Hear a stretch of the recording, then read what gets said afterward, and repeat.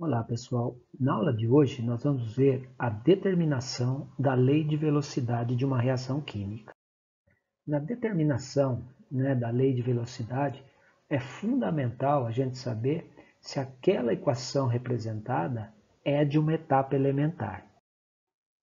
Por exemplo, quando eu coloco essa equação aqui, 2 de A reagindo com 3 de B, mais 1 de C dando produtos, como é que eu posso saber se essa é uma equação ou não elementar para saber a lei de velocidade? Bom, por acaso, se essa é uma reação elementar, então determinar a lei de velocidade é tranquilo. Desde que eu tenha essa informação de que é uma etapa elementar, a velocidade sempre é uma constante que depende da temperatura, vezes a concentração dos reagentes, e aqui o expoente é o coeficiente estequiométrico. Então, seria a concentração de A elevado a 2, seria a concentração de B elevado a 3 e a concentração de C elevado a 1. Lembrando, quando é 1, a gente não representa. Se fosse uma etapa elementar, aí eu teria essa equação. Mas nem sempre ele dá essa informação. Na verdade, a gente vai ter que descobrir qual é essa lei de velocidade. Tá? Bom, para quem já tem um pouquinho de traquejo com lei de velocidade, sabe que esta possibilidade aqui de ser uma etapa elementar uma reação desse tipo é muito pouco provável. Na verdade, não se conhece uma reação química que a gente tem uma ordem 5, por exemplo. Porque aqui eu teria 5 moléculas colidindo no complexo ativado. Seriam 2 de A, 3 de B e uma de C. Então é muito pouco provável que seja uma etapa elementar. 5 moléculas formando complexo ativado, não se tem conhecimento, na verdade. Não podemos dizer que é impossível, na verdade não se conhece, porque essa chance, essa probabilidade de uma orientação favorável, com 5 moléculas colidindo no mesmo tempo, é muito pouco provável. Então, qual seria a estratégia para verificar a lei de velocidade? Então, como é que a gente faz nesse tipo de situação em que eu tenho uma equação, ele não diz que é uma etapa elementar, e a gente vai ter que, através de mecanismos, determinar essa lei de velocidade. A estratégia sempre é a mesma. Do ponto de vista experimental, isso não é tão simples, Isso envolve experimentos delicados, com arranjos de laboratório difíceis de serem acompanhados, dependendo da reação. Do ponto de vista de exercício, é relativamente tranquilo. O que se faz sempre é altera-se a concentração de uma das espécies e verifica como isso afeta a velocidade. É mais matemático do que químico. Então eu mantenho, se eu tenho 2 ou 3 espécies, dificilmente a gente vai ter mais do que isso, eu mexo em uma dessas concentrações e mantenho as outras constantes. Então, se isso altera a velocidade, é em função daquela espécie. E de quanto isso altera, a gente consegue acompanhar. Por exemplo, então eu tenho essa equação aqui, geral. Então, como cada um dos reagentes A, B e C interferem na velocidade, como é que a gente faria a determinação disso? Primeiro, nós vamos verificar a influência de A. Então, a gente verifica um por um. O de A, depois de B, depois de C. Então, a estratégia é a seguinte. Eu mexo na concentração de A e verifico como isso influencia na velocidade. Tá? Então, esse é o ponto de partida. Veja, neste caso, foram feitos 3 experimentos. Num primeiro experimento, com concentração de A igual a 1 mol por litro, detectou-se que a velocidade da reação é de 0,02 mol-litro por minuto. Então, mexe-se na concentração de A apenas e verifica a influência na velocidade. Então, o que ele fez foi, do experimento 1 para o experimento 2, ele dobrou a concentração de A. Quando isso ocorre, ele dobra também a velocidade da reação. E aí, num próximo experimento, ele novamente dobra a concentração de A. E o que acontece é que a velocidade dobra novamente. Então, sempre que eu tiver essa correspondência direta, né, em que você dobra a concentração, a velocidade também dobra, significa que esse expoente aqui é 1, porque é uma equação do primeiro grau. Tá? Dobrou, dobrou, triplicou, triplicou, e assim por diante. Então, quando eu tenho essa relação matemática, eu consigo identificar que o expoente daquela espécie vale 1. Essa relação direta sempre, né, o expoente vale 1. Dobrou, dobrou velocidade, triplicou, triplicou velocidade, e assim por diante. Então, ó, sempre que eu faço, né, esse experimento, eu fico atento às seguintes considerações. Primeiro, se as alterações da espécie, seja o A, B, qualquer que for, altera a velocidade, então A faz parte da equação. Então, se você mexe na concentração de uma espécie e a velocidade altera, com certeza essa espécie faz parte da lei de velocidade. Quer dizer, faz parte da etapa lenta daquela reação. Aí eu preciso identificar qual é o expoente. Se altera, alterou a velocidade, faz parte. Agora, o segundo passo é determinar com que expoente, né, de que maneira ela altera. Então, de quanto foi a variação? É a segunda pergunta. Ah, variou a velocidade, mas de quanto? Né? Se essa relação é direta, né? Se você dobra, velocidade dobra. Triplica, velocidade triplica.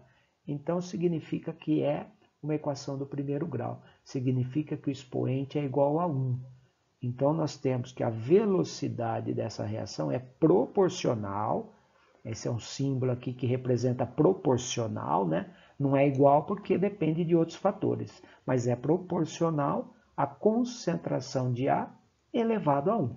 Com isso, então, eu identifico a participação do A na lei de velocidade. E a gente faz isso para as outras também, ó. Vamos ver a influência do B na lei de velocidade. Então, será que isso vale? Será que a velocidade é proporcional à concentração de B elevado a algum expoente aqui? Né? E se for, quanto vale esse expoente? A estratégia é a mesma. A gente monta, né, 2 ou 3, né? Quem trabalha em exercícios, normalmente aparece só 2 experimentos. Mas, né, quem trabalha em laboratório, quer se certificar, às vezes fazem vários experimentos, né, para poder certificar de que realmente é isso que está acontecendo. Mas veja aqui, ó, no experimento 1, ele também usa aqui uma concentração 1 ao litro de B e vai lá e calcula a velocidade, né, dessa reação, 0,02. No segundo experimento, o que ele faz é dobrar novamente a concentração. Percebam que agora, ao invés de dobrar, a velocidade, né, ficou 4 vezes maior. Então, não é mais de primeiro grau, né, aquela relação quando o expoente aqui vale 1. Se você dobra, também dobra, triplica, triplica e assim por diante. Nesse caso, e aqui, né, o bom é que são poucas opções, dificilmente o expoente aqui é diferente de 1 ou 2, não se conhece, né, leis de velocidade em que eu tenha, né, quarta, quinta ordem e assim por diante. Então, né, esses aqui expoentes normalmente é 1 ou 2. Então, veja, quando você dobra, também dobra, o expoente é 1. Quando você dobra e quadruplica, significa que é elevado ao quadrado. Esse expoente aqui é 2, porque você dobra 2 ao quadrado, 4. Então, fica 4 vezes maior a velocidade. E veja, aqui dobrou de novo, quadruplicou aqui, né? Quadruplicou de 0,08 vai para 0,32. Então, vejam, no primeiro passo, se alterar a concentração de B, altera a velocidade? A gente viu que altera.